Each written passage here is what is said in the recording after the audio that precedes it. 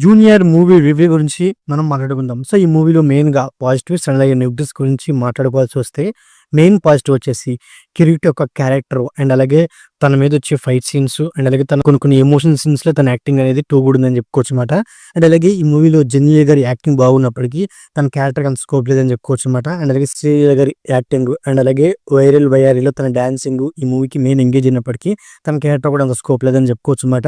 And అలాగే ఈ మూవీలో ఉన్న ఫైట్ సీన్స్, ఈ మూవీ యొక్క ఇంటర్వెల్ వచ్చే twist, climax portion main engage అని చెప్పుకోవచ్చు అనమాట. ఈ మూవీలో ఉన్న ఫాదర్ క్యారెక్టర్ కూడా ఈ మూవీకి మరో ఎంగేజ్ అని చెప్పుకోవచ్చు అనమాట. ఇక ఈ మూవీ యొక్క సినిమాటోగ్రఫీ ప్రొడక్షన్ వాల్యూసే ఈ మూవీకి మెయిన్ పాజిటివ్ అని చెప్పుకోవచ్చు అనమాట. ఇక నెగిటివ్స్ విషయానికి వస్తే, సో మెయిన్ నెగిటివ్ వచ్చేసి స్టోరీకి బాగున్నప్పటికీ దాన్ని ప్రాపర్ గా ఎగ్జిక్యూట్ చేయలేదని చెప్పుకోవచ్చు అనమాట. స్క్రీన్ పే కూడా అంత బలంగా లేదని చెప్పుకోవచ్చు అనమాట. అలాగే ఈ మూవీలో కామెడీ యాక్టర్స్ ఉన్నప్పటికీ వాళ్ళ నుంచి కామెడీ రాబట్టలేకపోవడం ఈ మూవీకి మరో మైనస్ అని చెప్పుకోవచ్చు అనమాట.